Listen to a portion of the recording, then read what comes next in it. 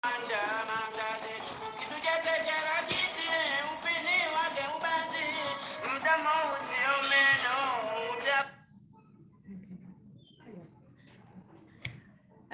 afternoon, everyone. This is Yusra Akasha, Sudan Program Coordinator with SIHA Network, speaking to you from Kampala today.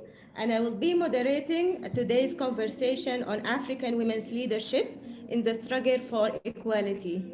Under the slogan, "Take your hands off me." We are having this conversation in celebration of the launch of the 5th issue of Women in Islam Journal. I'm delighted to welcome all our participants logging into Zoom from various parts of the world. We are very pleased to have you today with us, and the people who are attending via SIHA Network's Facebook page. Please note this webinar is being recorded, and the recording will be shared with all the registrants and posted on our YouTube, SoundCloud, and Facebook. So kindly, if you want to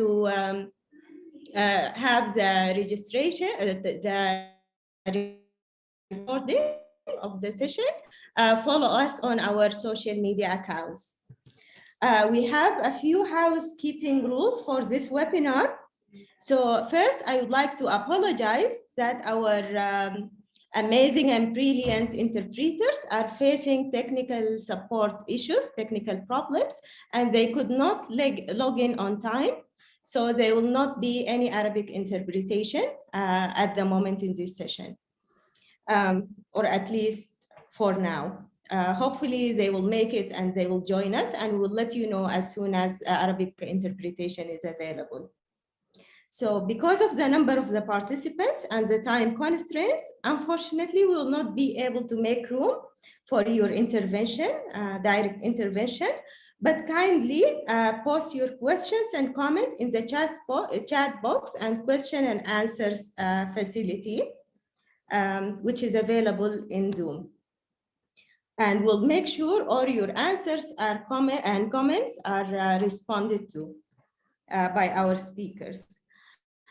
By the end of the webinar, there will be a very short survey that will pop up into your browser. Please help us to improve the organization of our future events by answering the survey questions. And also to make a very short announcement that the journal will be available soon in Amazon and ISU. So today, I'm very honored to be joined by leading scholars and activists. I would like to welcome Hale Kharib, activist and social research practitioner with interest and focus on gender, and a contributing writer to many online and print media. She is the regional director of the Strategic Initiative for Women in the Horn of Africa Network and the editorial head of Women in Islam Journal. She is a recipient of Women Human Rights Defender Award 2018, awarded by Chaos Foundation. I would like also to welcome Dr. Zebe Husseini, a legal anthropologist specialized in Islamic law, gender, and Islamic feminism, and a founding member of Musawa, the global movement for equality and justice in the Muslim family and in the Muslim family laws. She is an author, co-director of 2 award-winning documentaries, and a recipient of the 2015 American Academy of Religions Award for the public understanding of religion. I would like also to welcome Fatima Derby, a queer Ghanaian feminist writer and organizer. She is an alumna of the African Women's Development Fund's Women's Writer Workshop, and a contributing writer on the blog, The Adventures from the Bedrooms of African Women, where she writes about sex and body politics from a feminist perspective. I would like also to welcome Farida Jamohanji, an Ugandan human rights activist and human rights defender with passion for defending the marginalized in the society. She works as head of programs at the Human Rights Center in Uganda. She holds an LLM in international law and public policy from the University College Cork, Ireland.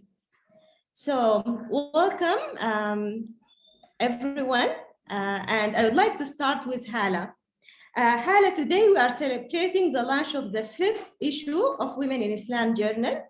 Could you please share with us the story behind the journal and why it's important to have this publication? Thank you so much, Yusra. And such an honor to be speaking among, fantastic group of women. Dr. Zebe, one of the people that I have always been looking up to. Farida and Fatima, I really admired, their intellectual contribution and their struggle and fights for women's rights and equality within their societies. Thank you so much, dear audiences, for joining us on this important, conversations. To answer your question, Yusra, in 2007, I remember it was the first documented stoning sentencing that actually came through Sudanese courts. A criminal law judge has sentenced a woman to death by stoning for committing an adultery, a married woman. And I remember that particular time, it was a massive shock for us who has been active and working on issues of women's rights in Sudan. We didn't anticipate it. We didn't even pay attention to the fact that Sudan legal frame is actually, and the Criminal Act is, having an active article of stoning. So that was extremely shocking, and we didn't know how to react to that. And I remember we stumbled around and we used, our women's rights narrative, and I guess it came as a shock to the overall society, including the political Islamists who were in control, and they were the National Islamic Front or Bashir regime who were ruling Sudan at the time. Themselves were shocked, although the article was actually sitting there in the Criminal Act. So the sentencing was eventually reversed, but it was quite a shock for us, and from there, as activists, and as SIHA, we started educating ourselves about what type of legal framework we are living under, and what are the sources of these violations.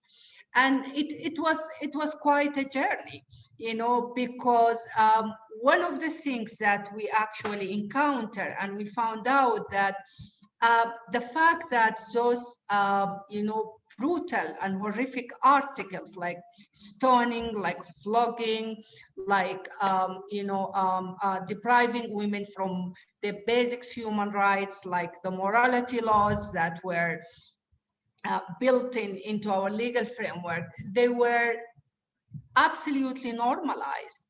And no one has thought that they are actually critical and important, to the overall human rights and of women and men in Sudan at the time. Coming 2011, we were hit by another case of stoning. And at that point of time, because we started that journey of trying really to learn more about the source of these brutal laws, beyond the fact that those are the political Islamists, a dictatorship that are trying to control women and men in the country, we just. Personally, I remember going back to the writings of Fatma Mernissi, which is a fantastic Moroccan feminist writers who did an amazing work in deconstructing, the feminist history within the Islamic states through different eras. and trying to educate myself. And then, we came across Zebe's work on, sort of dismantling, and disintegrating the whole concepts of criminalizing women's sexuality. And I think what coming across that paper that was written by Zebe, and I can't tell when, but I think I remember the first time we came across it was about 2011. It did not only gave us an argument to challenge the illegitimacy of the stoning case, but it gave us a tool, and it gave us a method, and it gave us the courage to go back and reconnect with the Islamic tradition, and to reconnect with the Quran, and to find out, for example, that stoning is not even mentioned in the Quran, that it was part of an inherited construct, that was passed through Islamic jurisprudences, and it was such a controversial concept that even during the 12th, 14th, and 15th century, and all through, they have been a lot of controversy, and it was never formally actually adopted until, I believe, when we entered into our modern era, or around the 20th century, and the growing influence of the militant and political Islam, when we saw countries like Sudan and Yemen, and part of Afghanistan and Somalia, and I think it happened as well in Nigeria.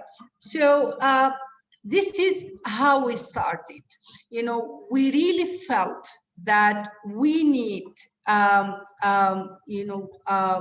platform that will allow the women from this part of the world to speak about their struggle, to speak about the challenges they are going to they are going through, and to expose the level of repression they experience, and not to be in a position where they are constantly being spoken about. We also did not want to be apologetic about our identity and who we are, and we wanted also to get in touch and to reclaim, our heritage and who we are, as women who are Muslim or grew up in Muslim society. And I have to say that it was such a lonely journey at the beginning. But right now, we started the first issue of the journal in 2014. Right now, the number of people and the reader base of the journal is just quite amazing. And just to add that this journal is coming in both English and Arabic, and it has contributors not only from Africa, but from around the world. Thank you, Yusra. Back to you. Thank you, Hala. What a journey. Before going to Dr. Zebe, I just have an announcement that finally our interpreters are on. So you can use the interpretation service into Arabic. And also I have been looking at the chat box, and some people are trying to put on their camera and their microphone. We are so sorry because the time constraints doesn't allow this.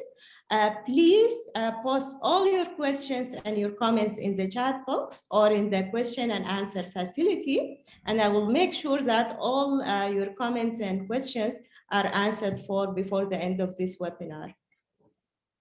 So, Dr. Zebe Mir, in your opinion, how the emergence of new forms of political Islam has distorted the notion of Sharia? And can Islamic feminism provide an egalitarian interpretation of Sharia? Yes, thank you. Thank you. I'm really happy and delighted, and it's an honor to be in this conversation with you and the important work that you are doing. I also want to talk about my own personal experience, you know, how I experienced political Islam and how I came to see a face of Sharia, an interpretation of Sharia that was so alien, so unjust. You know, I'm a Muslim, and I was born into a Muslim culture, and Sharia for me is the core of my faith. And the essence of Sharia is justice. But when political Islam came, and I take you back to 1979, which was really the highlight and acme of political Islam with the Iranian Revolution of 1979. At that time, political Islam was unknown. But political Islam came with the promise of bringing justice and with the slogan of return to Sharia. And that was 1979. And at the same time, let's not forget in 1979, we have the SIHA, the United Nations is adopting the conventions for elimination of all forms of discrimination against women. So in 1979, for me, is a turning point. And I got my PhD from Cambridge in 1980, and I returned to Iran. And I was hoping to live with my husband. I was married at the time with an Iranian, and also teach in the university. But as Islamic Republic started to establish itself, there was no place for women like me. I was by definition corrupted because I was educated outside. Then my marriage broke down. And also I really saw all those, my ex-husband was educated, highly liberal, secular, but still his mindset was patriarchal. And then the family laws were, the reforms that were done in Iran before the revolution were dismantled. And it was there that, you know, I had no other choice than finding more about how I can get out of this marriage. And it was then that I started studying Islamic jurisprudence, which is totally different from Sharia. Because Sharia in Islam, in the Quran, the term Sharia appears only once, and not in the sense of the law as the path, as the road to the source, to the water. But our understanding of Sharia comes through the juristic interpretation, through the science of Islamic jurisprudence, which is called fiqh. So what we now get when political Islam comes, and by returning to Sharia, we are getting this fiqh, jurisprudential rulings, which belong to another era, which belong to the pre-modern time. And even in the pre-modern time, as Hala said, they were not applied in that sense, because Islamic law developed separate, fiqh developed separate from the state. It was not controlled by the state, but brought the state in the modern state, brought the caliph, political power, under the justice of Sharia, under the rule. But with the modern state, in the world that we live, that there is nation state, modern state, there is a unified law, and the law is codified, then these rulings, these patriarchal rulings, were translated into policy, translated into law. That is why you got Zena laws in Sudan in 2007. We got it in Iran a year after the revolution. Because for the political Islam, two sets of laws are absolutely essential.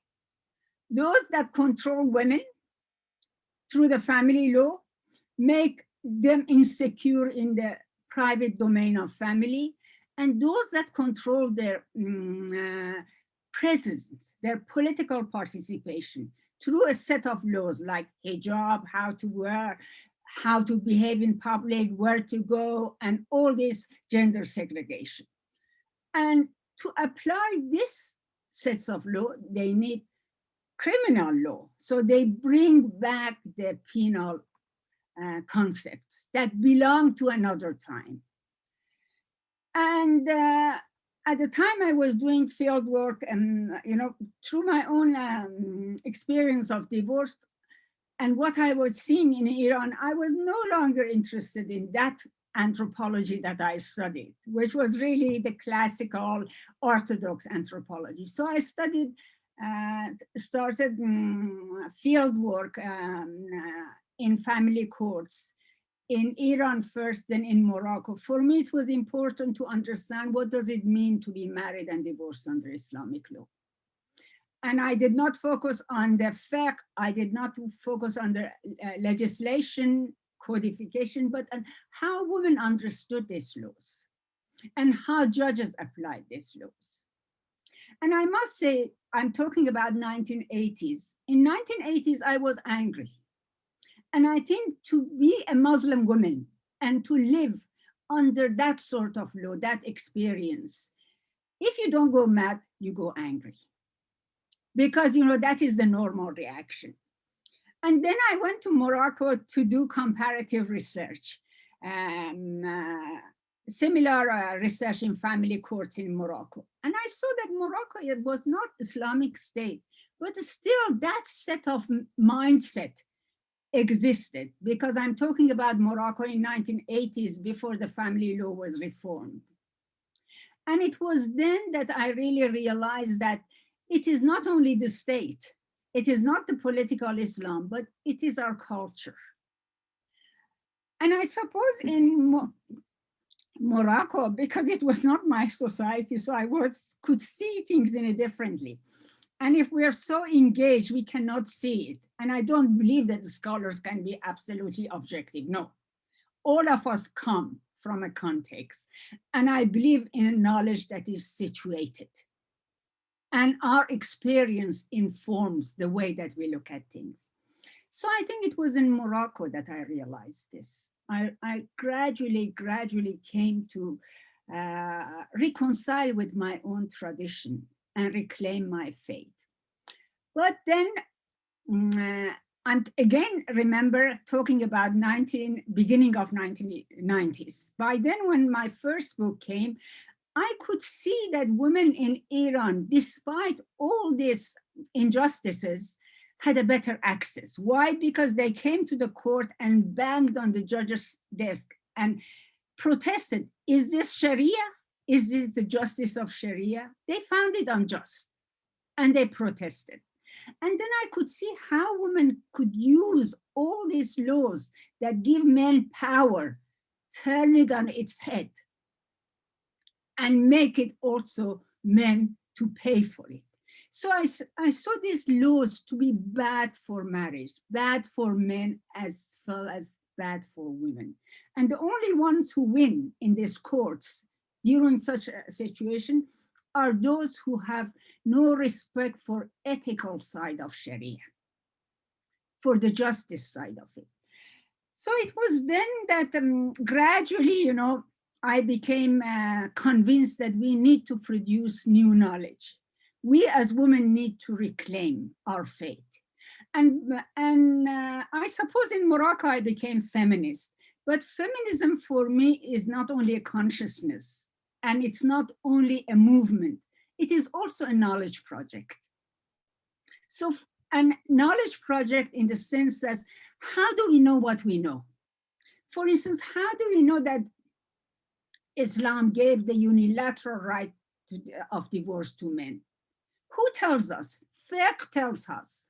But when you go back and read the Quran, you see this is not the case. And so I was in 1990s, beginning of the 90s, one of the group of women who started questioning things.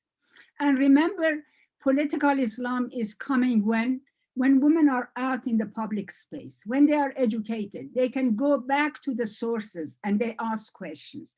And they went, and when they went, they found the different answers. So I am among the first who coined the term Islamic feminist, because I could see a new consciousness coming, a new discourse. It was in Iran. The very women who were Islamist, I mean political Islam, by the 10 years after the revolution, they became feminists.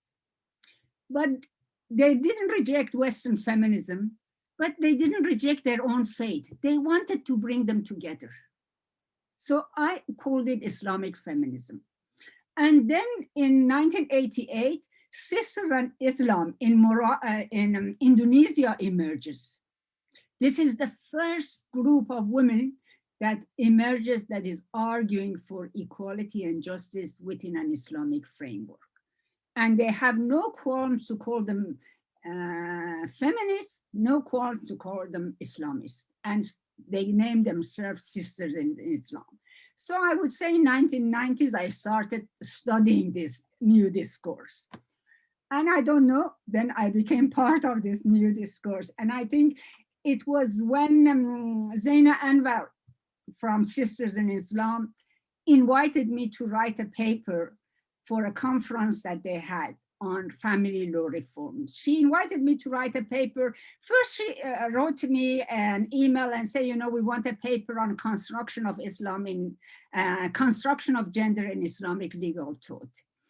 What question we should ask? So I gave her a list of questions, and Zaina wrote back and said, why don't you write it yourself? So I wrote that paper. And for the first time, I was not writing for academics. I was allowed to take a position, because if you're in academia, you got to be objective, you got to you know that what is the word academia. But I went, and also all this time in 1990s, I was attacked by secular feminists, most of them Iranians, who thought that I was betraying feminism. I do not understand Islam. I do not understand Sharia. My first book was badly reviewed by Islamic feminists, by secular feminists, Iranians.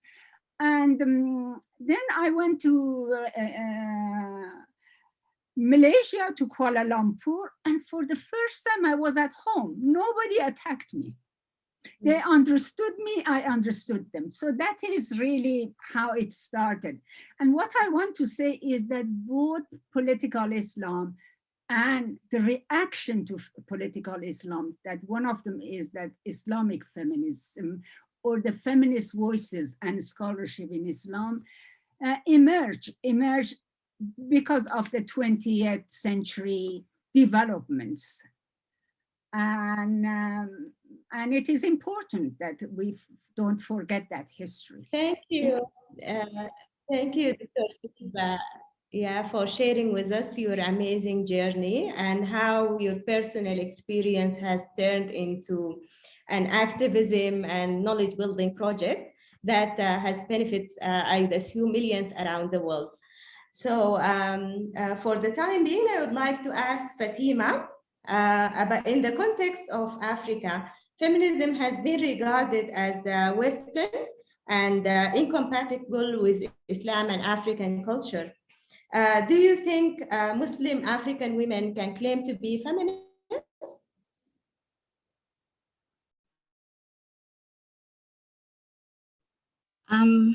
First of all, I'd just like to say thank you to everyone who is attending this webinar. Thank you to SIHA for inviting me here.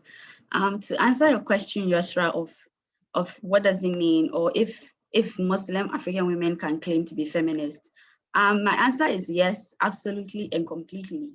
And for me, the way that I kind of like understand around this question, or the way the conclusion that I come to with this question is, I ask myself, what does it mean, first of all, for Muslim African women to name themselves as feminists? And I derive my answer from the African Feminist Charter that was developed in 2006, I think, by the African Feminist Forum.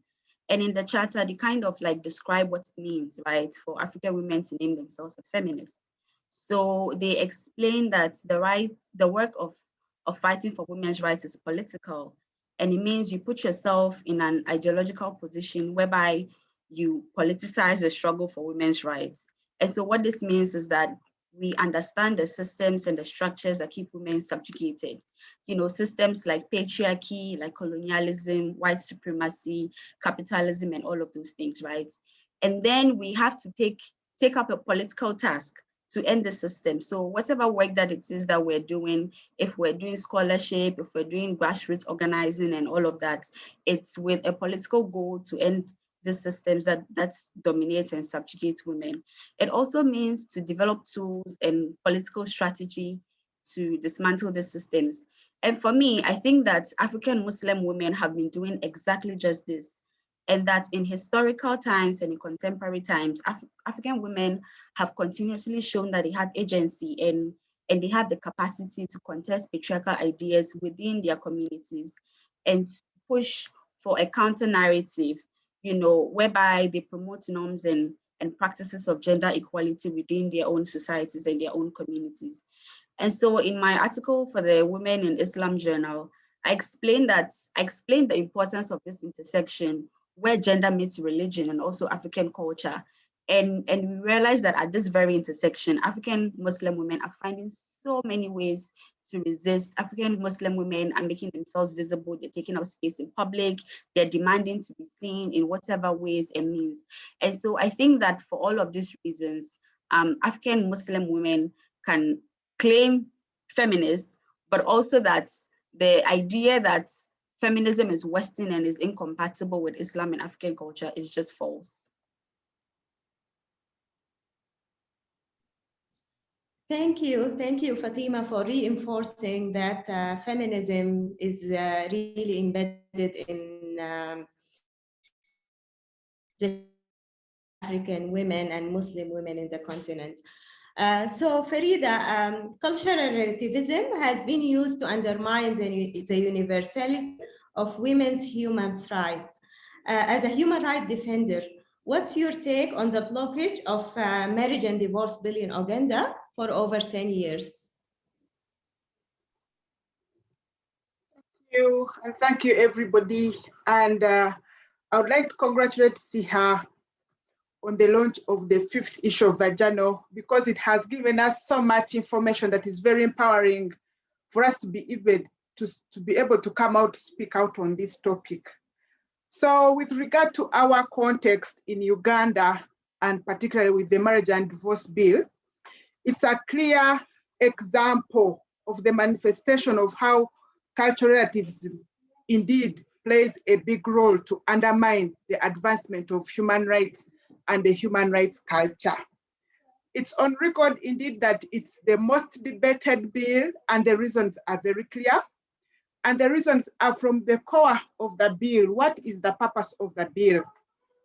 The bill is intended to address imbalances that have existed for long that undermine women's dignity in relationships before, during, and after marriage.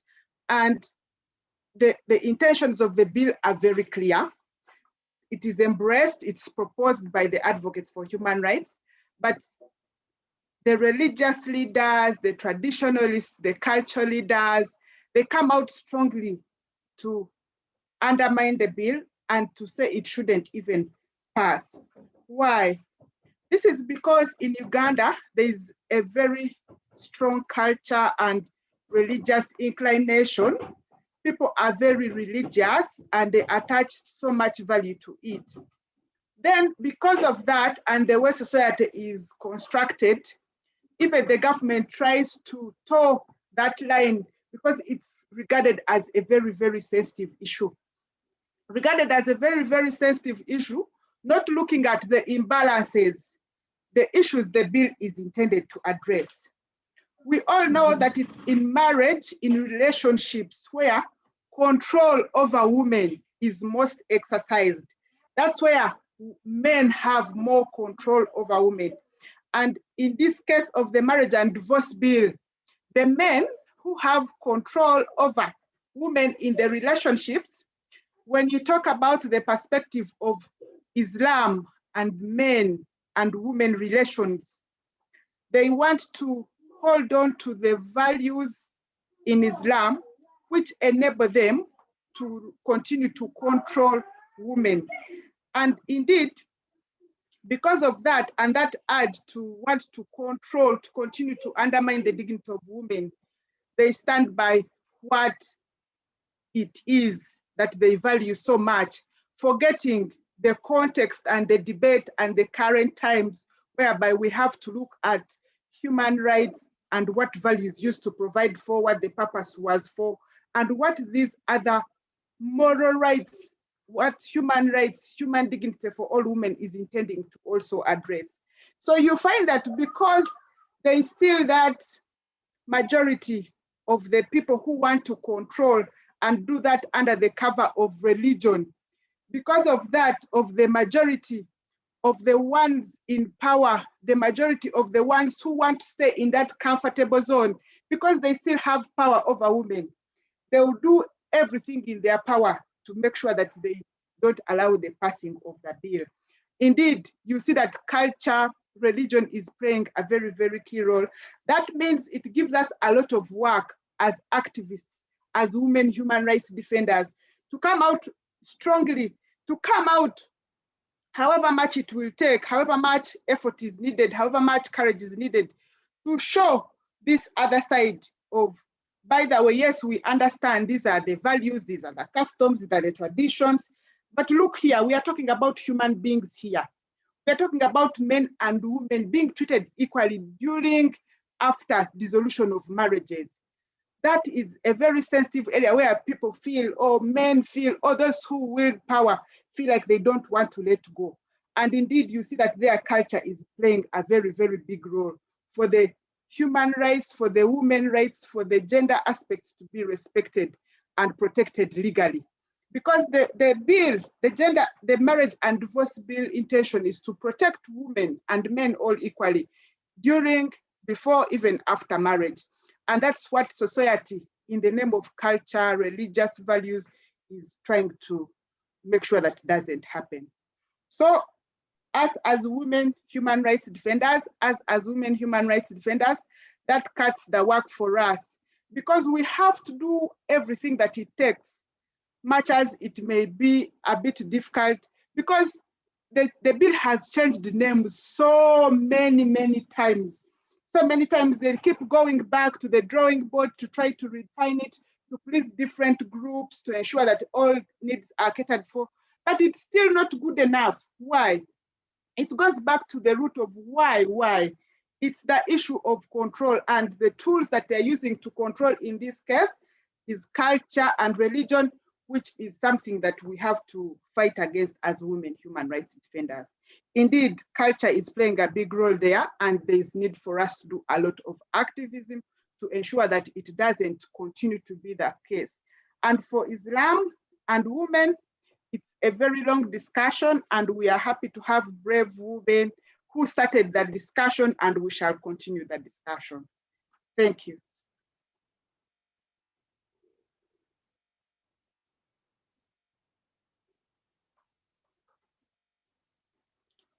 Yusra, back to you. I think, Yusra, you are frozen. Hello, SIHA, can you hear us? Yes, I can hear you, but Yusra is frozen. Yusra is frozen, I think. Yeah, for some reason. Hello? Sorry. Yes, you were frozen for a moment. Hello? Yusra, we lost you. SIHA, are you there? Yes. We can't hear you, you are muted. Yes, hello, my apologies. My connection just dropped for a moment. So thank you, Farida, for sharing with us the issue with the marriage and divorce bill. So Zebe, can we claims arguments for reform simultaneously in Islamic and international human rights framework? Do you think that's possible? Yusra, can you repeat the question, please? Sure. Can you hear me clearly now? Yes. Okay, great. So Zebe, can we ground our claims to equality and arguments for reform simultaneously from Islamic heritage and international human rights frameworks? Not only we can, we must. You know, Farida just showed us that how important is to ground this argument within an Islamic framework as well as a human rights framework. Because, you know, there are intimate links between religion and culture, because any understanding of religion has a cultural basis. But what happens in Muslim context is that patriarchy, which is part of our culture, is justified in the name of religion. Because, you know, when we look at Islam, Islam as a religion, all religions came and unfolded in a patriarchal context. Patriarchy was there. And so this patriarchy were incorporated into the understandings of religion. I don't believe that religion is patriarchal, but the religious institutions are patriarchal. So we need really to challenge that. And our culture is patriarchal. And gender equality is resisted on two grounds. First, that it is not based on our religion, 3 grounds. Secondly, that it is Western concept. It comes from United Nations. It is a colonial concept. And the third is that it is not part of our culture. But who defines the culture? Who defines the religion? So far, men spoke for religion. At the early Islam, when the Prophet was alive, women were there in political arena, doing prayers side by side with men. The Prophet had a bay'at, that is the oath of allegiance, with them. And after the Prophet's death, women were among the transmitters of hadith, which is one source of Islamic law based on the saying and deeds of the Prophet. But as the fiqh school, as the jurisprudential schools emerged and Islam gradually became an empire mixed with other cultures, women were totally put aside. They were silenced. So their voices were not heard. Their interests were not heard in the knowledge that was produced. And now we need to insert voices of women in the production of this knowledge. And what here helps us is the idea of human rights. The idea of human rights is also very much Islamic. The idea of human rights, the way that we understand it, is absolutely new. What we have in religion, all religions, is the notion of human dignity. In Christianity, in Judaism, in Islam, I'm talking about monastic religion. But it is only in the 20th century, after the Holocaust, after the atrocities, after the Second World War, that human rights institution and the Declaration of Human Rights came. And in creating that declaration, in doing those treaties, all Muslim countries were involved. And that is long before coming of political Islam. Okay, so what human rights does is to translate this idea of the religious idea of human dignity into laws. And that is what we need to do that within our Islamic tradition. That is why I say it is important to build knowledge, to challenge patriarchy in the name of Islam, and to offer different and egalitarian interpretation. Why? Because, you know, the idea of equality, especially the gender equality, is absolutely new. It only came in the course of 20th century. Is my time over? Yes. Okay, so I want to say it is absolutely new. It came in the course of 20th century, and now we live in a global world. And our countries are part of the global world. So we need to bring this to traditions, the human rights tradition and Islamic tradition into conversation. Thank you, Dr. Zebe, for the lightening points that Islam and human rights are not contradicted, but it's actually a necessity to work on them together, to use the frameworks together. So Fatima, Muslim women usually portrayed in Western media as repressed and in need of saving. What is the role of the women's movement in general and the Muslim women specifically in the fighting of religious fundamentalism and militarization in the Sahel region, specifically in Nigeria, the area which you have a lot of expertise in?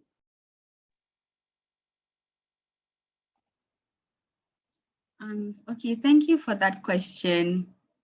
First of all, I just wanted to clarify a little that I don't have expertise per se in Nigeria and Muslim women organizing, but a lot of my knowledge is from learning and studying about the movement. And so my response to your question about the role of the women's movement in general, but also, in fighting religious fundamentalism. First of all, I just wanted to kind of like say that the Western media, the way that Muslim women are portrayed by the Western media as being as repressed, is coming from a conceptualization of gender and race that is colonialist, right? And so this narrative of women being in need of saving is often reserved for Black and brown Muslim women, whereby they need to be rescued by white men, whereby they need to be rescued by white supremacy. And then because of the race and factor, this understanding or this conceptualization does not necessarily apply to many white Muslim women, because then their whiteness is often framed as empowering in opposition to their Muslim identity. But yet, in spite of all of these things, African Muslim women continue to prove themselves more than capable to contest some of these long-standing oppressive structures. And I think a famous example that I can give is the women-led Sudan revolution, which acted as a catalyst for the ousting of Omar al-Bashir after 30 years of dictatorial rule. And so there's just a lot of evidence, in scholarship, but also like in grassroots activism, to prove that Muslim women are capable of saving themselves, right? And do not necessarily need Western interference. And so to answer the question of the role of the women's movement, I think I would answer Muslim women's specific role in fighting Islamic fundamentalism. And I'm just going to answer that in two key points. The first key point is organizing, right? And this is a role that is currently is being played and is something that should continue. And the role that Muslim women specifically have played in combating religious fundamentalism has been to organize around highlighting some of the issues that women face. And some of these issues are fundamental to the women's movement in general. And so, for example, things like education, equal opportunities for women in not just Africa, but also in the global South. And also just kicking back against exploitation, victimization of women, kicking back against some of this narrow narratives of who women are and what women are, right? So a typical example, for instance, in 2014, when Boko Haram had kidnapped about 270 Nigerian schoolgirls, the Bring Back Our Girls movement, which became so popular, they were even able to get the first lady of the United States, Michelle Obama, to even speak about this, right? And so I think that this is testament to the capacity and to the strength that the Muslim women's rights movement has. And so what the Bring Back Our Girls movement did was that for over 4 years, they protested every single day, to kind of organize around, first of all, pressuring the government to ensure that the girls are found, but also to rally international support, for the work that they were doing. And even beyond that, they even also expanded their work outside of, the specific issue of Boko Haram's violence against women and girls, to even organize beyond that and include other demands that are also very important to women's survival, right? So demand for good governance, provision of safety and security of citizens, to ask for better healthcare, ask for better infrastructure, better economy, like just basically like all of the things that they've been systematically denied from getting. So organizing around some of these issues. And I think that the second role that the Muslim women groups have to play in this is also political education and Islamic scholarship. And so I think Dr. Zebe had exhaustively explained the importance of why some of these fundamentalist and politically oppressive teachings have to be contested, right? And so some of that work is what women's rights organizations are doing, and what they should continue to do to contest some of these oppressive teachings and juxtapose it with their own understandings of the Quran, understandings of love and liberation, right? And some of the teachings that emphasize respect and advocate for the improved status of women in society. And so what this political education then does is that it empowers Muslim women, places them in a position to be able to participate in decision-making, particularly on issues that affect them in their immediate society, right? And so when we increase women's participation through political education, we also increase their participation in political, legal, economic aspects of their lives, right? But not only does that happen, women are also empowered to lead in these sectors, and who better to advocate for women than women themselves, right?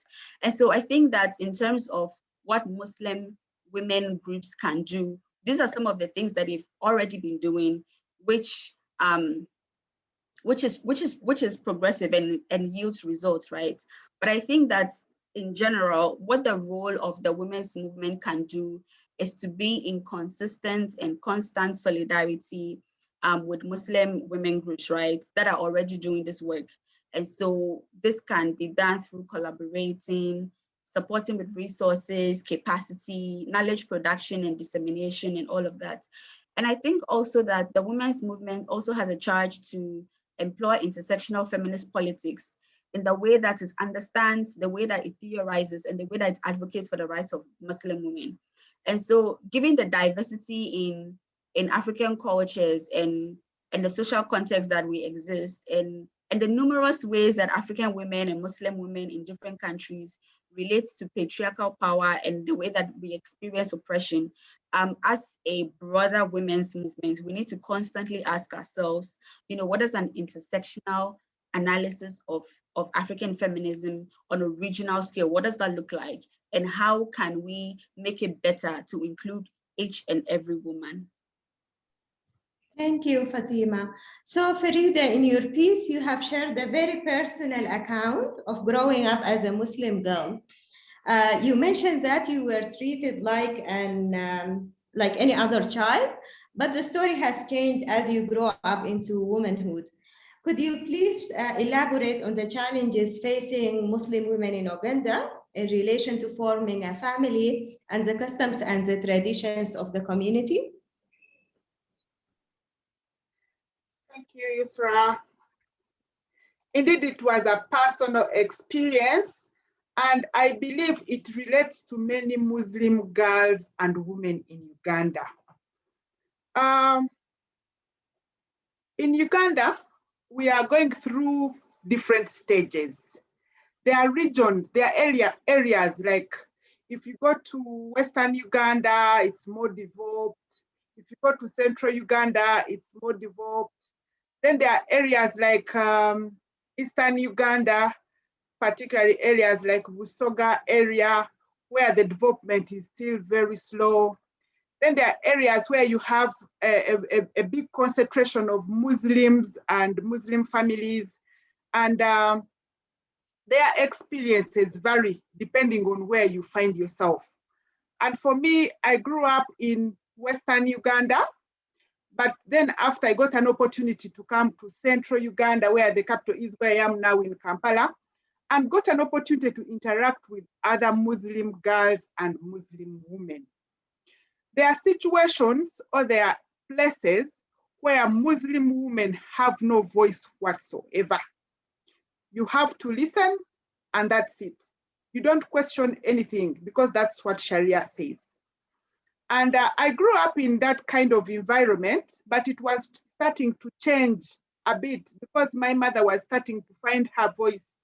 And when I started becoming older, like I said in my article, I started noticing these changes and these differences. And I would ask so many questions.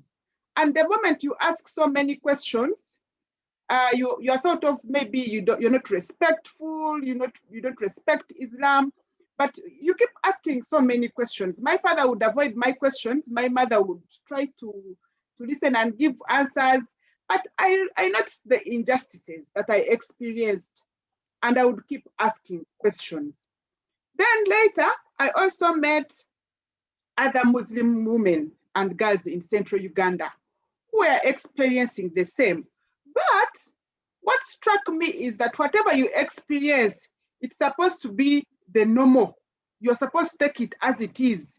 You're not supposed to question or anything. That's the Sharia law. That's how it is supposed to be. Women are treated like this and men are treated like this. And you don't question. And that is the first red flag you notice.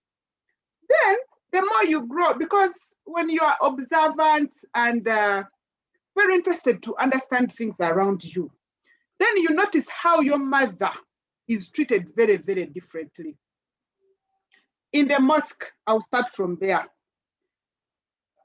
In case of anything, in case of women having any issues, my mother, they used to come to her. Actually, my mother was branded one of those women who are big-headed, who are not listening because they speak out on issues against women.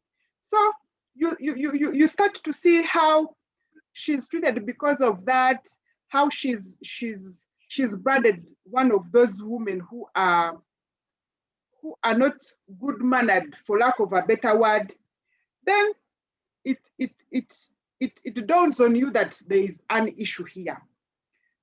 Then, in some families, in some circumstances where the society is more embracing of modern values, of enlightened parents and people, the women are treated differently.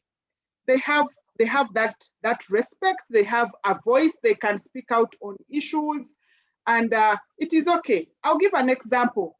After I got married in the family I got married into, we attended a family meeting, and somehow there were many women, most of them were in the kitchen, preparing food, and then we sat, some of us were seated in front.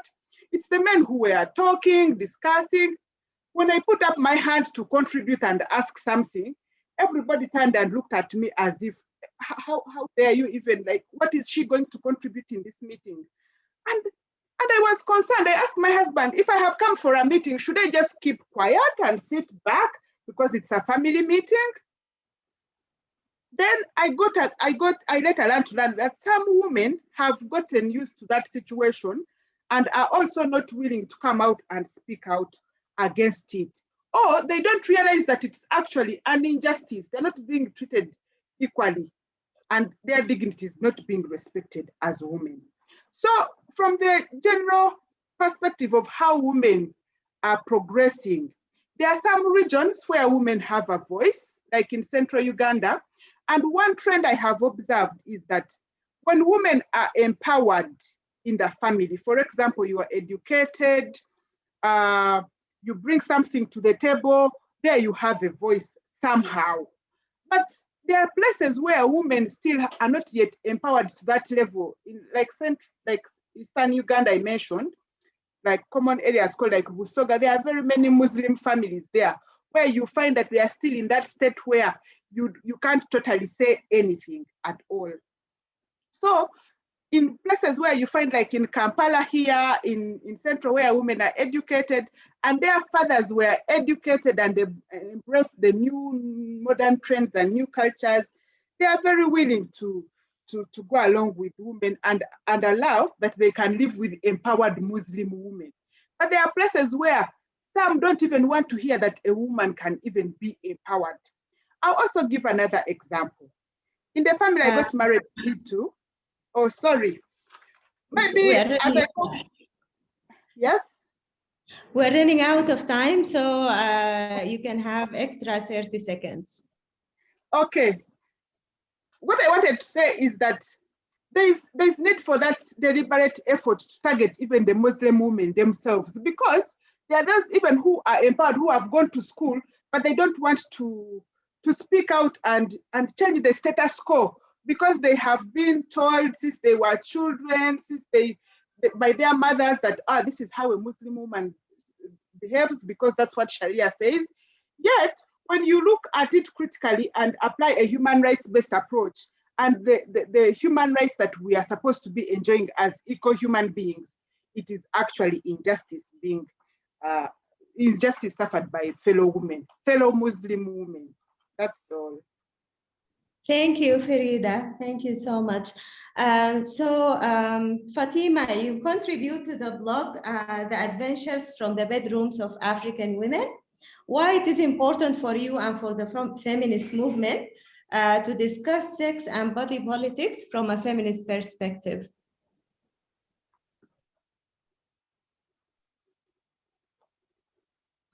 Thank you for this question. For me, I think that for me, and also for the feminist movement generally, I think that it's really important for us to discuss sex and body politics using a particular feminist lens, because women's bodies and women's sexualities have often been sites for patriarchal violence. So one of the ways that patriarchy subjugates or dominates women is by attempting to control our bodies, our sexuality, and our sexual expression. And a lot of time, this is usually done through physical and sexual violence, right? And so African women, particularly Muslim women, are raised to be a certain way, raised to dress a certain way, to speak in a certain way, to sit in a certain way. You're required to be attractive, but not so attractive. You're supposed to be sexy, but not be sexy. You're supposed to be modest and not acknowledge your own beauty or your own attractiveness. And so these are some of the ways that patriarchy kind of like subjugates and oppresses women, right? And particularly under colonialist patriarchy, right? There's a certain narration or a certain definition of what womanhood looks like, right? And so African and even Muslim women are expected to be, for instance, expected to be very feminine, are expected to be cisgender, expected to be heterosexual, right? And so women who kind of like defy all of these patriarchal expectations by embracing their own queer or their trans or gender non-conforming identities are often marginalized and they're punished with violence, right? And so even in the Ghanaian context right now, as we speak, this patriarchal framework is showing itself again, whereby the Ghanaian government is clamping down on queer and trans Ghanaians, and some of whom are women and some of whom are Muslim. And this wave of homophobia and transphobia is being fueled and is being pushed by religious institutions, including Islamic religious leaders. And so this is just some of the ways that, you know, patriarchy and religion can collude, right, to be oppressive to women in some ways. And so for me personally, I think that part of the work of resisting patriarchy is by claiming full ownership, right? It's for women, for me and women, right, to claim full ownership and full control of our bodies, to claim ownership and control of our sexuality, to claim ownership and control of our sexual expression. And so part of my work as a co-writer and an administrator on the Adventures blog is to create spaces for African women of all backgrounds to redefine narratives of sex and sexuality that center their fundamental rights to exist with full ownership over their bodies, full control of their sexuality, and 100% choice to choose to express their sexuality in the ways that they want to. And I think this is really important to be done in a feminist lens, right? And so for me, I think that this is why it's really important for us to have these conversations. Thank you so much, Fatima. I would like just to remind all our speakers to stick to the time so we can be more egalitarian and we have more opportunity to respond to the question during the session. So, Dr. Zebe, how Islamic feminism is reclaiming the power of religious knowledge production and defying the notion that religious knowledge production is a synonym for religion?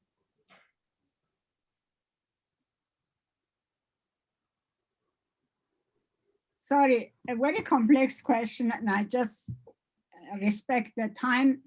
I want to talk about Musawa, to give a concrete example how we do it. Because there are there are different kind of feminism. There are different kind of, because each feminism to me is context bound.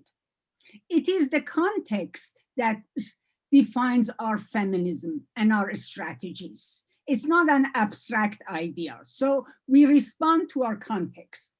So in Musawa, we came into existence in 2009. And the idea of the Musawa came into around 2006. And that is when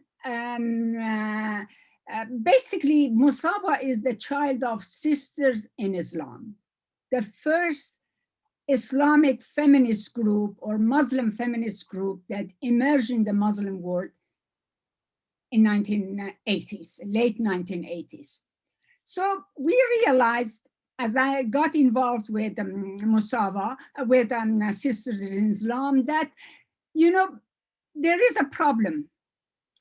Why? Because on the one side, political Islam, Islamicist culture wants to impose patriarchy on us in the name of Islam. On the other hand, that was after 9/11, the colonialists, the Western hegemonic, by attacking Islam and Islamophobia, were also opening the way for a new kind of colonialization. So for us, there was no other choice than bringing human rights, feminism, and Islamic tradition, legal tradition together. And Sisters in Islam, from the very beginning, always combined scholarship with activism. So we did the same thing in Musawa.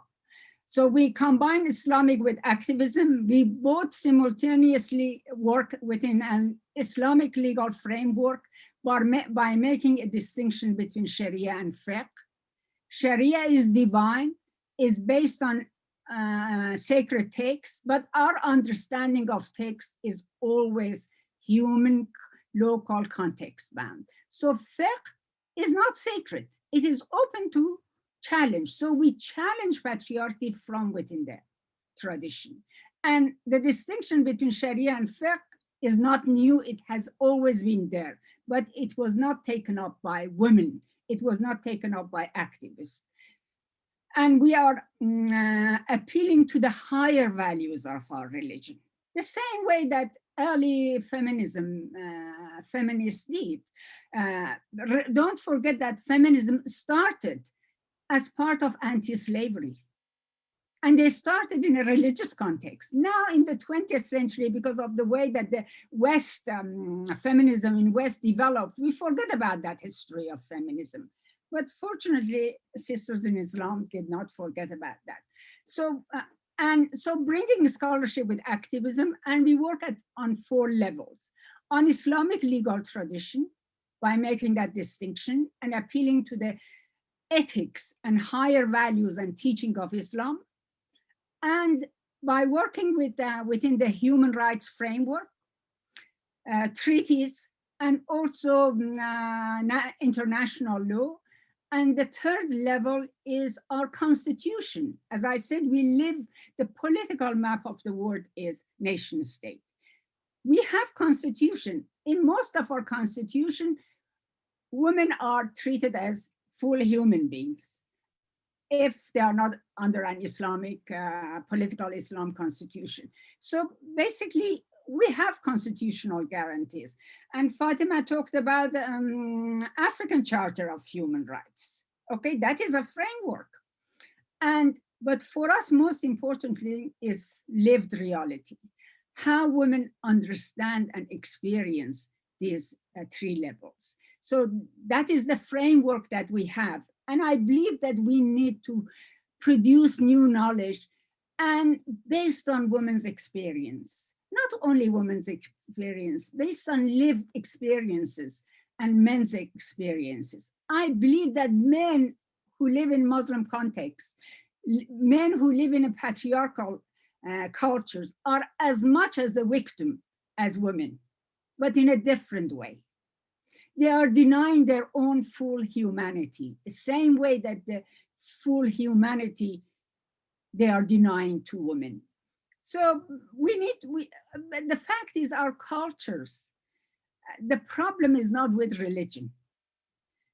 The problem with our way of understanding with religion. And my criticism in 1990s, but to a lesser extent now, is that feminism in the Muslim context did a lot of work, brought women into public space, had these ideas, but now the time has come to engage with religion. Why? Because of the intimate links that exist between religion, culture, and law. If we want to break the patriarchy, we got to break this intimate link. And the problem is not with religion, Islamic feminism or secular feminism. The problem is with patriarchy. Whether it comes in an Islamic guise or whether it comes with a secular, and also between despotism and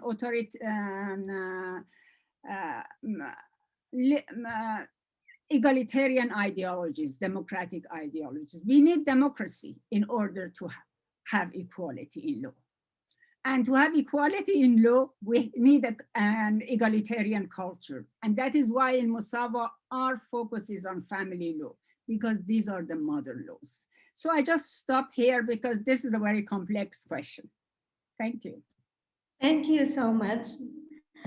So Fatima, why it is important to change the mainstream narrative that Muslim and African women are not leading social and political change in the continent, or they have recently joined the activism sphere? Thank you for this question. I think that Dr. Zebe and Hala have already explained in detail. They've already emphasized how wrong this narrative is, that African women are not leading social and political change. Dr. Zebe has given us so many examples from her own personal experience across many countries in Africa. And I just wanted to re-emphasize that point again, to say that this narrative that Muslim and African women are not leading social and political change, or that their activism is now new, is false. But not only is it false, it's also ahistorical, right? Because since the spread of Islam in Africa, many of the African women who have played active roles in social change have come from Muslim societies. And so in my article for the journal, for instance, I cite an example from West Africa, Nigeria to be specific, of Nana Asmau, who was a princess, she was a teacher, and she was a poet. And she was reputed to be one of the leading scholars in the region. And she's often thought of as one of the heralds of modern African feminism, right? So her contribution to women's liberation was through education, and this was as early as 1830. And then I also cite the example of Huda Sharawi, who was an Egyptian feminist and nationalist. And she's also very noted for helping to lead the first women's street demonstration in Cairo to protest against British colonial rule. And so since like the colonial era, African Muslim women have been resisting, right? And so even at that time, Huda Sharawi had also founded the Egyptian Feminist Union and was actively fighting to demand for women's rights to vote. And so these examples are just clear to show that it's not something new. It's not something that is new. It's African and Muslim women's activism has spanned for like centuries. So, and I think that it's really important for us to preserve this legacy, right? And I think that it's important for us as a movement, right, to continue to challenge this narrative that feminism is foreign and is Western. Because after British colonial rule, and when many African countries had gained independence, right, a lot of the African nations were built off the backs of African feminists, because there were so many African women who fought alongside men for the liberation of the continent. And so it's important for us to always reiterate this narrative, because when we dream of a liberated Africa, we must always include women's liberation, because women were also very crucial to the liberation of Africa from colonial rule. And I think that it's also important for us to continue to challenge this narrative, because it also re-emphasizes the idea that feminism is actually not Western. It was not actually like a new concept that was imported into the continent. And again, I think that this narrative, this new narrative, is also really crucial to our liberation, even as African women, because what it does is that it reinforces our identity as African and Muslim women, right? It identifies us also as people who have agency and people who have the innate and intrinsic power to influence the circumstances of our life, to craft our own identities as full citizens, to give us freedom from patriarchal oppression, to grant us access to, rights of access, ownership, and also control over resources in our own bodies. So I think that it's really, really important for all of these reasons for us to continue to challenge this mainstream narrative, because it's something that we have worked for, and so we have a right to claim Africa in this way. Thank you so much, Fatima. So Hala, as you identify with Islamic feminism, are there instances in which you felt alienated from the traditional women's movement and pro-democracy activists in the Greater Horn of Africa? Thank you, Yusra. So there is two ways or two approaches that Muslim women has been traditionally been approached by the pro-democracy movement and the traditional feminist movements. The first approach is to accept the status quo. So to observe Muslim women as naturally oppressed women, that they don't have a voice, and this is who they are. And that attitude, we find it quite common based on our own experience, particularly in Muslim minority context. So you find women who are living under Islamic laws or women from Muslim societies, they are often quite alienated from the mainstream women movement. Their challenges and what they are going through, through the, Sharia courts and, the court system and and so on is not really being taken into considerations. Actually, in certain countries like Ethiopia, which is they have an active parallel legal system. Sharia court is supported by the states, and so women often in majority Muslim regions, they have to choose between either going to the Sharia court or go to the statutory courts, which is usually provides them with more rights. But the hard option is that you are put in a position where you have to choose between your identity, and your faith and your access to justice. And that's such a hard and difficult position. So most of the women who are living in minority context or under secular state within Africa, they were often put in this situation. So the choice is between who you are, your heritage, your culture, or your full humanity and your access to justice. And and this approach is unfortunately adopted by the often by the feminist movement within those countries. Very rare we find Muslim women, for example, included in reports, or the specificity of the situation, I mean, on human rights reports or what they are encounter, or in the CEDAW shadow reports. And thanks to Musawa, they are really trying very much to bring the challenges of Muslim women in Africa, wherever they hear that it's actually the time for one of the countries to report on to the CEDAW committee. They really try very hard, to reach out to to Muslim women to be able to share their experience and report on the systemic violation they encounter. The other approach, which is quite common among many of the feminist groups, and including women from my country, is to pretend that whatever we are going through has nothing to do with religion.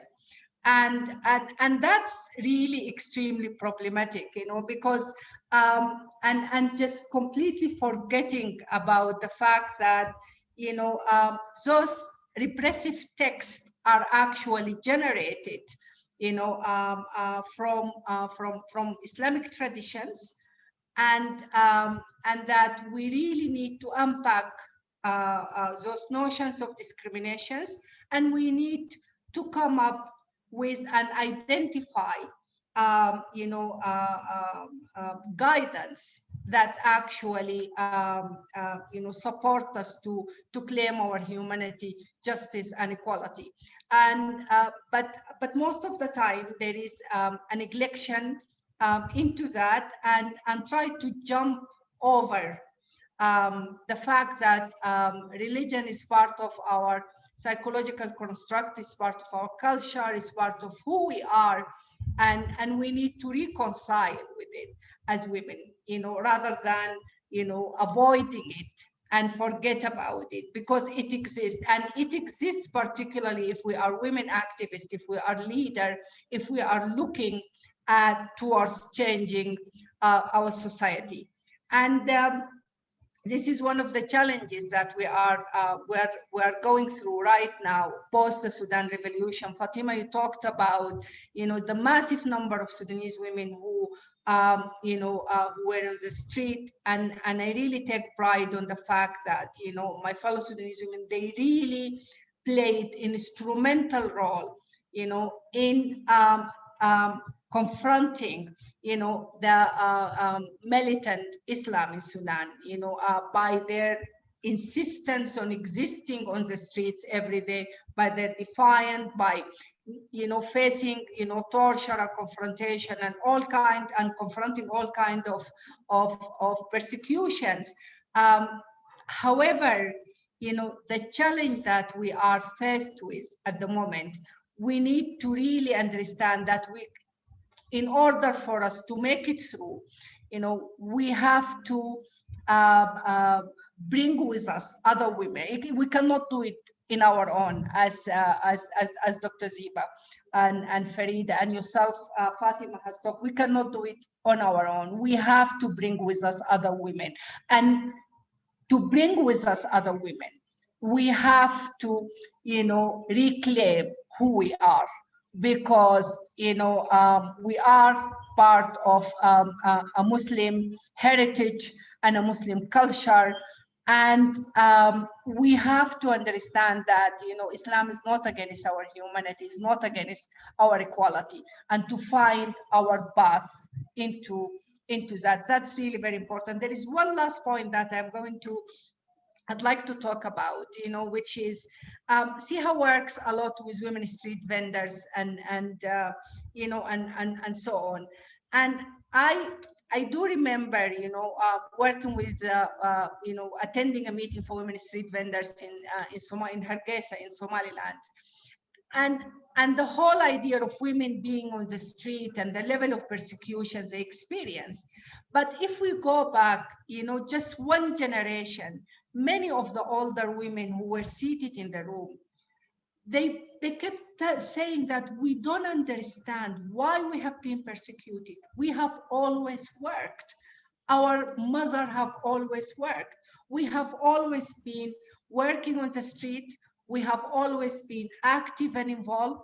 We have never been domesticated. We have always brought and earned income.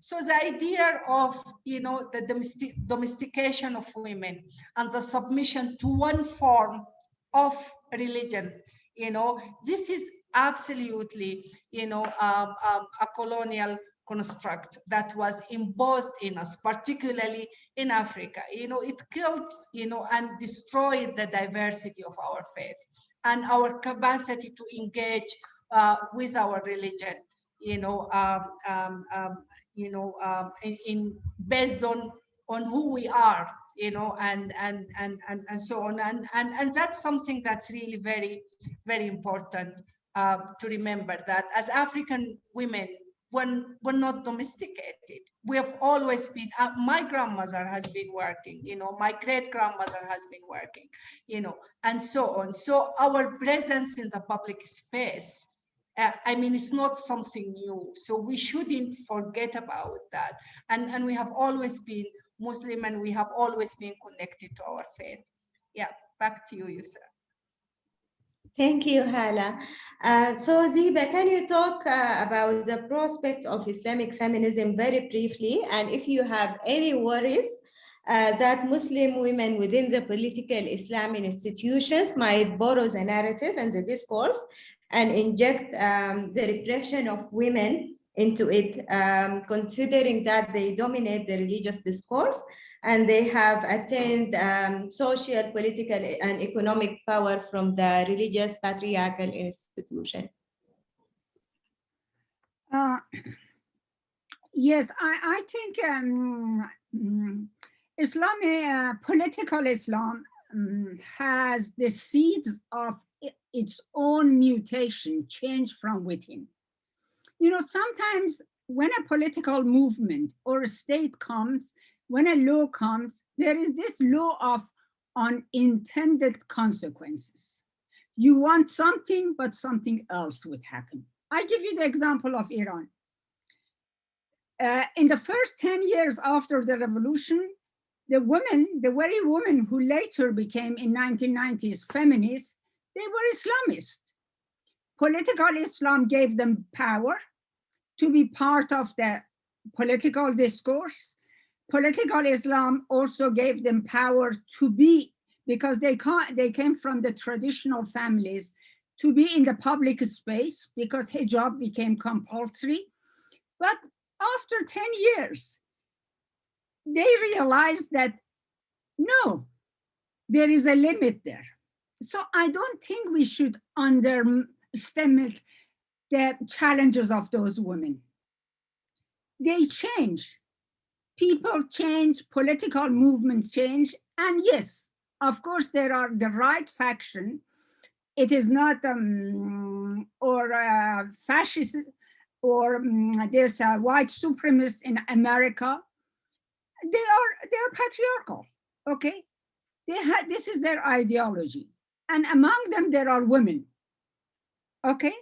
And there might be women among the political Islam, but my experience has shown that they change. They change, and especially, you know, when they acquire knowledge. And our role as scholars and activists is really important to make this knowledge accessible. That is why I love your journal, SIHA's journal, because it is published in 2 languages, and it is not in academic language, which needs to be deciphered. It is in a language that is accessible. It's based on women's experiences. So I think knowledge transforms. Yes, political Islam women in political Islam might use this discourse, but that doesn't mean that we cannot use it ourselves. Okay? They use it for patriarchal purposes. We use it for egalitarian purposes. You know, knowledge is power. And the knowledge gives you not a sword, a pen. I would say, let's say sword, which can cut both ways. So far, it has been in the hand of patriarchal people. Doesn't mean that it has to be always in the hand of it. And that is, and in Mosawa, you know, we are so invested in producing new knowledge. And we've done a research on challenging two legal concepts that is at the basis of patriarchy. And I call it the DNA of patriarchy in Islam.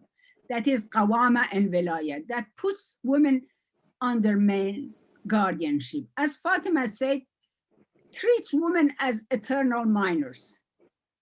These concepts are told to us that they come from Quran.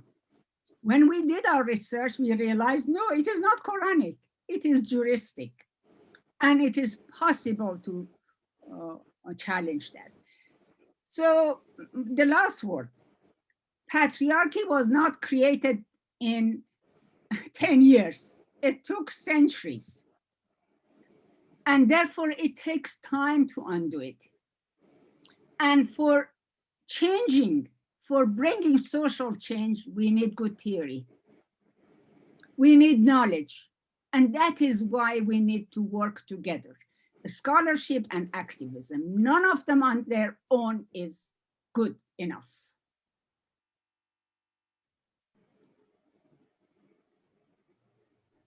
Thank you so much, Dr. Zebe. And Hala, finally, as we are coming to close. Yes, Mr. Kamal, our interpreter. No, I was out.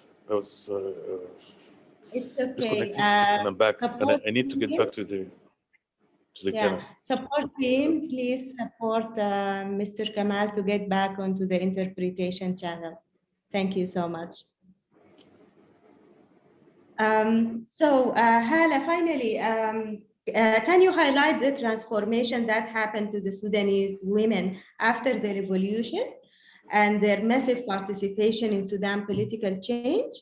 And what would be the role of the journal in advancing the activism of women, specifically in Sudan and in the greater Horn of Africa region? I don't think I have much to add, Yusra. I mean, I think, you know, what I have said earlier, you know, and what Zebe has said, that the journal provides intermediary knowledge, you know, and accessible knowledge for women, you know, but also it's a platform for women to, you know, to write and reflect on their own experiences and not to be in the position where we are constantly spoken about and written about. You know, we have the right to reflect on our own lived realities based on our own position. And the journal provides that. It also a fantastic platform that reflects on the experiences of other women from around the world. One of the most articles, you know, speaking about family law that really touched me, I can never forget it. It was an article about women in Afghanistan, and many African women, they live in that situation where they had to live in a co-wife space, and the woman has to share, you know, a very small house with, you know, the second younger wife of her husband, and how is she feeling about that, and that's something that was enabled by our family laws, you know, as Muslim, you know, being in anywhere of the world, you know. So those are the stories that the journal, you know, was able to share. It talks about abandonment, of marital abandonment, how Muslim women, they feel it's okay, you know, to live without their husbands for years, you know, and it's really complicated for them, you know, to ask for divorce. It talks about how women without children, how women who choose not to be mothers, you know, how they have been treated under the umbrella of the law of our, you know, family law around the Muslim world, and so on. It talks about, you know, how, like, you know, we have, you know, about ethnic minority Muslims, you know, in different parts of Africa, you know, and being part of a broader Muslim society, like in the case of Somalia, but they have an ethnic minority group that's really been humiliated and undermined and abused you know, although they are sharing the same values within the broader society, their pain and how religion can actually sometimes become about ethnicity and race, you know, so and how is that affecting women? It also speaks about, you know, that family law and all kind of laws does not apply equally on women, how poor women, you know, in this part of the world, they really suffer, you know, because they are absolutely exposed, you know, to the heat and to the injustice, you know, of the personal status and family law and criminal law that was justified by religion, while many of, you know, privileged women, due to their connections and closer ties, you know, to the authority, they don't have the same experience. So yeah, but broadly I would say, you know, the journal is definitely a publication that's worth reading, interacting with, and criticizing as well. Yeah, back to you. Thank you so much to all our speakers. Now we are going to take a round of questions from our participants. So the first question goes to Farida. Farida, how can we dismantle concepts like wilaya and qiwama in plural legal systems where Muslims are minorities and mostly silenced? You have 2 minutes to respond.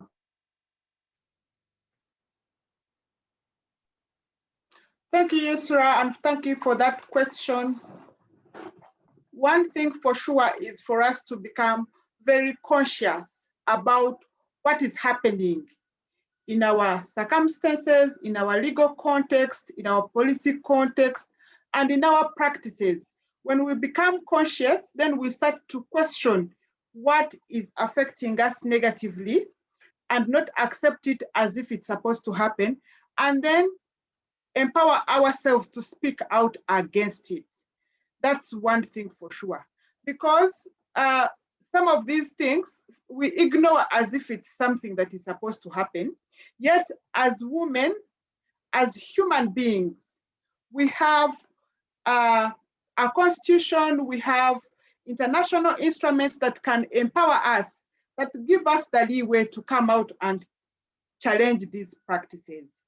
One article for sure that I always refer to when a discussion about Islam, religious practices and culture come up and the need to challenge them, one constitutional provision is Article 32 of our Constitution of Uganda, which is to the effect that any laws and cultures or customs and traditions which are against the dignity, welfare or interest of women or any other marginalized groups should be prohibited by the Constitution or considered void.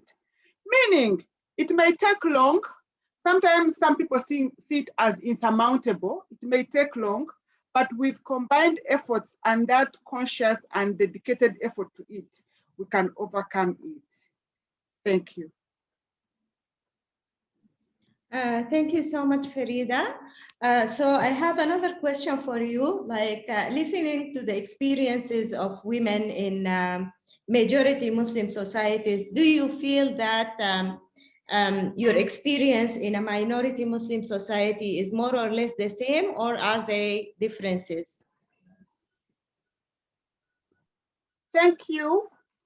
Generally, on a scale of 100, 90%, they are the same experiences because they may be in different forms, but they are the same experiences where you find Muslim women, they have no voice and they take it as if it's normal and okay.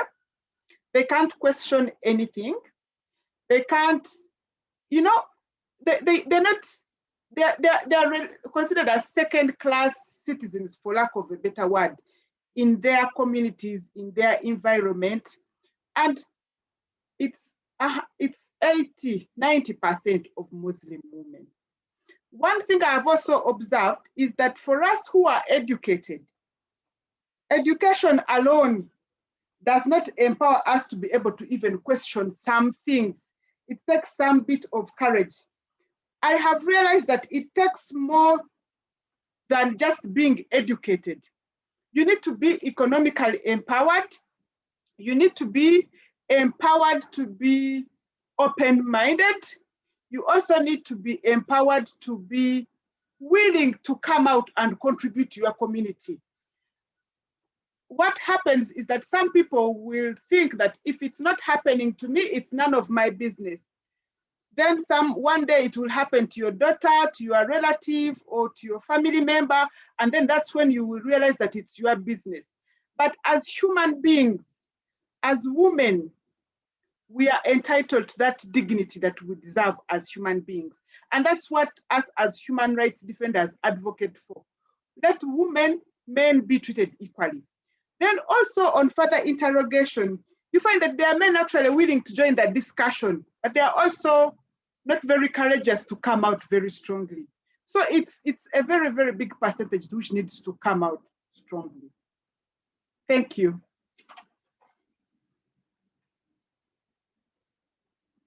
Thank you so much, Farida. The next questions are for Fatima. So I have a question from Bashiratu and Huda. How can we center discussions on sexual orientation and sexuality in Islam? And what would be better response to the notion of Islam came as imperialist power and diminished the liberation of African women? You have 2 minutes. Sorry, I think those are two separate questions. Can you kind of like, distinguish the two for me? The first one was about? The first one was about how can we center discussions on sexual orientation and sexuality in Islam? And the second, what would be your response to the notion that Islam came as an imperialist power and diminished the liberation of African women?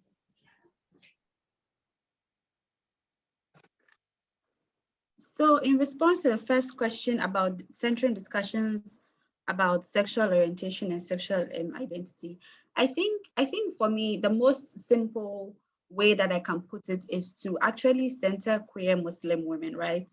And so within our feminist movements, we center the experiences of queer and trans Muslim women. We center their thoughts, we center their organizing, so basically do not exclude queer and trans Muslim women from the conversation, from whatever conversations that are being had. So for me, my simple response to that is inclusive intersectional feminist practice, not just in theory, but in actual practice within organizations, within like even interpersonal relations. And then for the second question about was Islam came as an, so I think that's quite a difficult question to answer. And I think that Dr. Zebe has kind of expanded on that a lot. But for me, from my standpoint, I honestly don't feel like I'm very well placed to answer that question, because I left religion, right? Because I could not answer those questions for myself. I was not able to reconcile some of the teachings of religion with my experience of my gender and my experience of my queerness. And so I left religion. So I think that that question would be better answered by people who have found a way to reconcile all of these things. Thank you, Fatima. There is another question directed to you, and it's about Bring Back Our Girls campaign.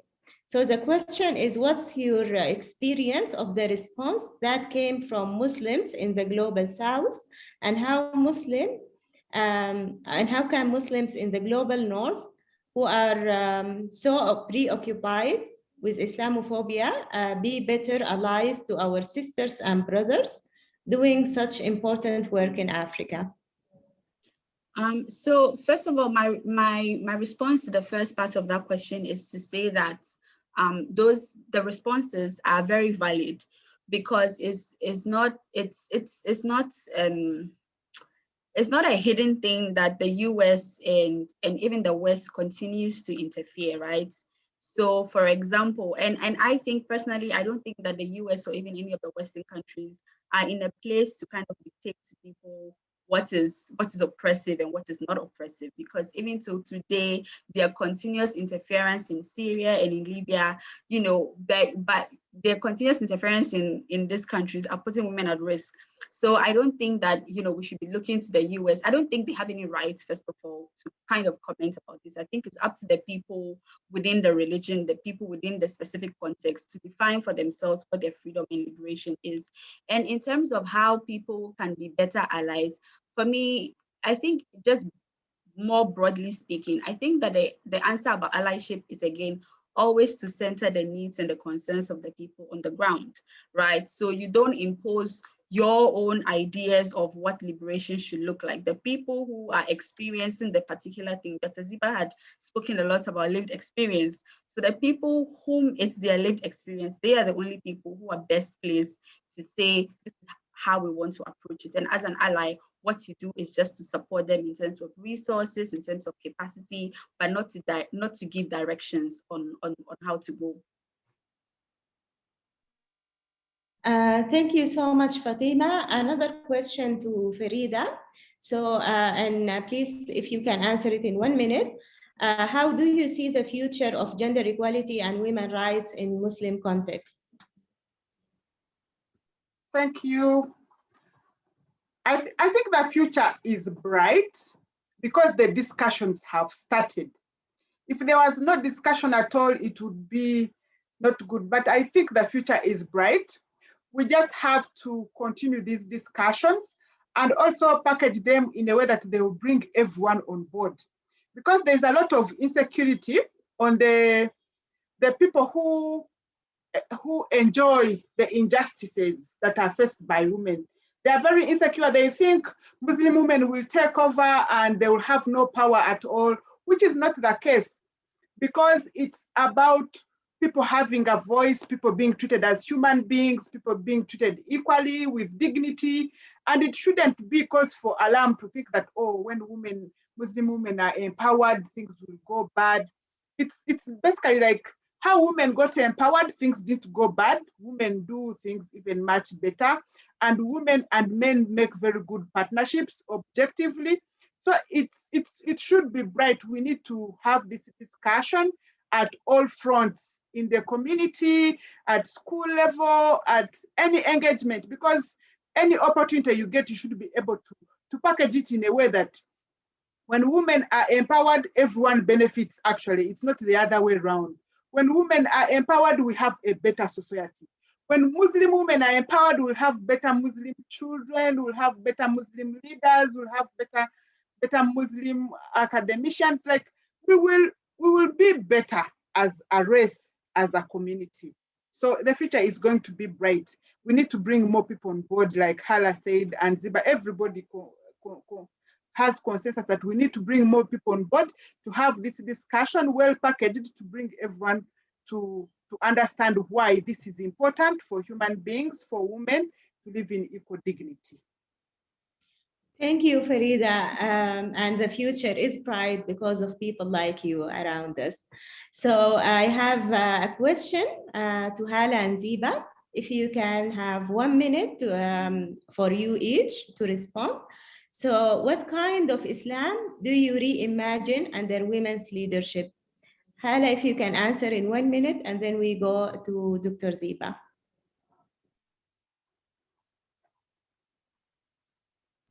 I think I'm donating my 1 minute to Zebe. So go ahead.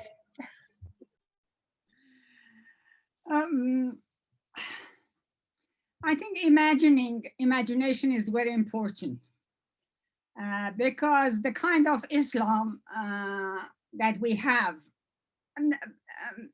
I mustn't say the kind of Islam, the way that Islam presented, both by the Western media and both by the patriarchal culture at our home, it is not my Islam.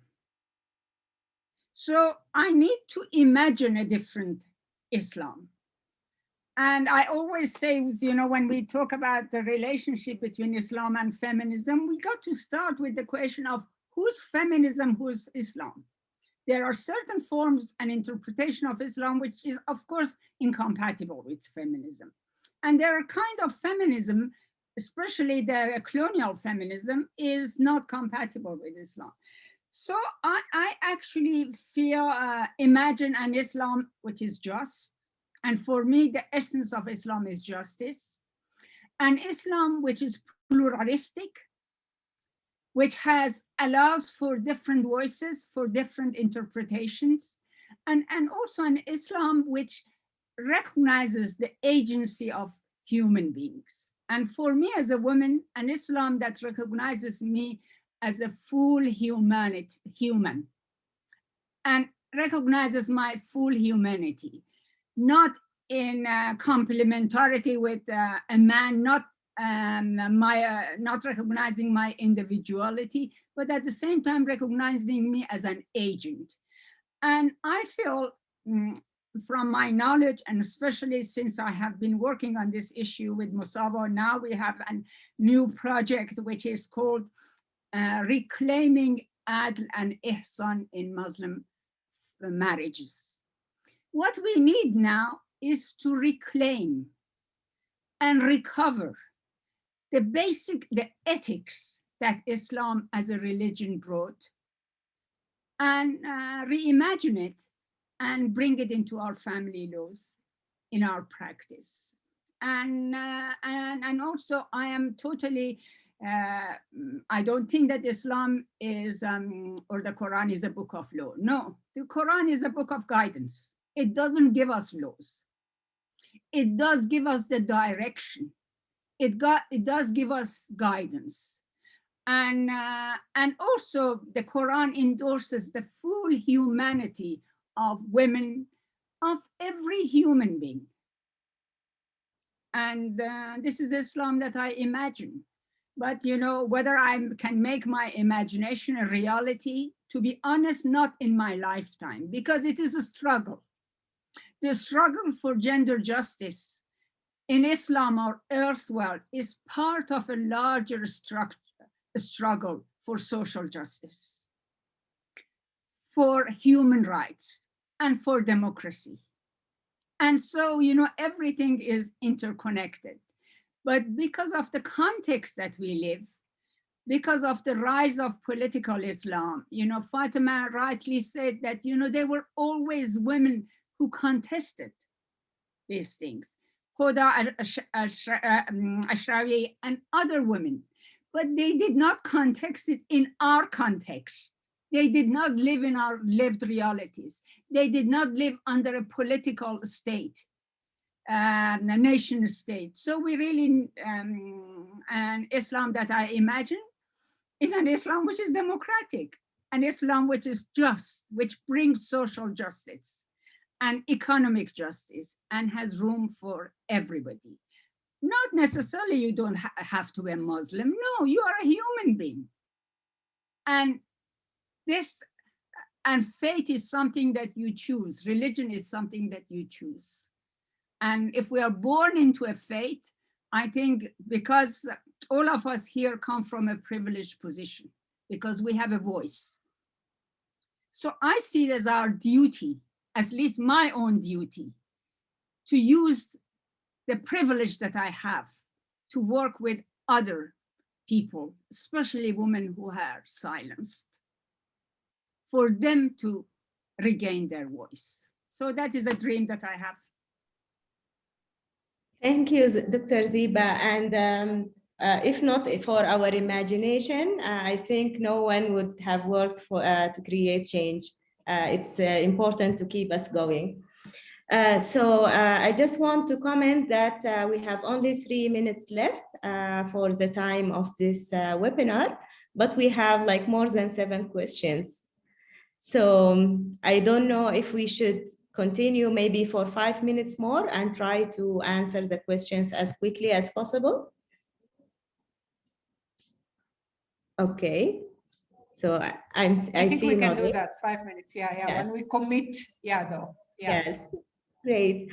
So I have a question here also for Dr. Zebe. So what do you think about including masculinity studies in Islamic feminism sphere? How Muslim manhood is formed, also historically generated?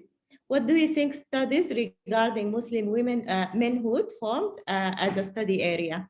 And you have 30 seconds to respond. Yes, it is absolutely necessary. It has just begun, and there are now studies done on Muslim masculinity. And in our new project in Musaba, we have actually a paper which is looking at the marriage of the Prophet and Khadija. And also recovering, looking at the masculinity that was there in Prophet masculinity in that marriage. So this is an area, the new area, and it is an absolute. Because, you know, when we go to this area of gender studies, that means that it's not only about women. Feminism is not only about women, it is also about men. Feminism is justice for women in a just world, and there cannot be a just world without justice for men as well, for any gender. So I'm really for it. Thank you so much. The next question for you, Hala, is Muslim feminists face backlash from traditional Muslims, calling them apostates, and at the same time they deal with a backlash from secular feminists who dismiss their religious-based arguments. How do you deal with that? Well, very briefly, we have been dealing with that, you know, from the minute that we decided, you know, not to exclude religion from the conversation. Most of the traditional feminists, you know, and they really saw that this is a huge setback, and it was a similar position, you know, by you know, women of political Islam who thought, who are you to speak about religion? You don't have the authority, you don't have the knowledge, because they assume that the knowledge about religion, it's a knowledge that's generated based on their own ideology, and we confronted that, and often, you know, there is a very loud noise that comes out of it. But the minute you start to unpack it and you start to engage with it, both sides, you know, especially if you are talking to women, you know, I mean, you would realize that their arguments is easily being addressed, and you know, just looking at how many people we manage to engage with and to bring to our side, and to, you know, and to get them interested in the conversation we have, it's really amazing. Having said that, you know, I'm not going to undermine the threats that comes from the militant fascist groups that relies on religion to gain power and access to resources, and for them, you know, groups like us, you know, they present a real threat, you know, because they base their authority, like, you know, Boko Haram and all the other madness that's happening in our part of the world, you know, they based on their legitimacy, you know, on repression. So it's reasonable voices like ours, you know, it's a real threat, definitely, and this is something that we are aware of. But what other choice we have other than to keep going? Yeah. Thank you. I have a question here about the Tunisian experience in equality in inheritance between men and women. And they also provided an option that people could choose to divide inheritance according to the Islamic tradition, or like to have also the right to equality in inheritance. What do you think of this model? Does it serve women? Dr. Zebe, you have 30 seconds. Yes, I think what is happening in Tunisia is very important, because inheritance laws has been one of the areas of fiqh rulings, Islamic law, that has not been yet open to discussion. Family law has been open to discussion, but because there are Quranic texts and these fiqh rulings are based on this interpretation of this Quranic text, so it is resisted. But the reason that it is resisted, because of economic side of it. If women gain property, their status change, okay? If they have equal rights to inheritance. So what Morocco, the Tunisians are doing, in fact, Dr. Zahia Dioro, who is also part of the Mosaba and also has done trainings for SIHA, is involved in that reform. So they are producing arguments both within the Islamic legal tradition, in the Quranic tradition, that there is equality in the Quran in the area of inheritance. But equality does not mean exactly sameness. It was equal at that time. And now the condition changed, therefore it needs to be interpreted. And also they are working simultaneously within the constitution of the Tunisia that recognizes equal citizenship rights. So bringing new arguments. That is one way of opening this argument. And I must say, Tunisia and Morocco are the only two countries where this debate has been opened. And it has been badly, really resisted by the political Islam and also by traditionalists. So that is a new frontier. Thank you so much, Dr. Zebe. I think that's all the questions we received. So now it's time that I thank you all for making the time to join and enrich the conversation, and so for the invaluable contribution. I would like also to extend my sincere gratitudes to our guest speakers and allies, always allies. Ustaza Hale Kharib, Dr. Zebe Mir, Mrs. Fatima Derby and Farida, and our instant interpreters, Mr. Kamal and Mr. Muhammad, and the organizing team at SIHA Network. I would like to remind you that the journal will be available soon on Amazon and ISO. If you would like to order, we'll be very happy. And I think you will be happy to read all the stories there. Also, please make sure to subscribe and follow SIHA Network on social media for updates and news on upcoming events and programs. And we appreciate if you can take a minute to respond to the survey after this webinar ends, so you can improve us to help organizing future events in a better way. I would like to conclude by quoting Demere Kitunga. In this era of no alternatives, I see feminist ideology and politics to be the only viable alternative paradigm. Much love and power and peace to you all. The struggle of African Muslim women continues. Salam.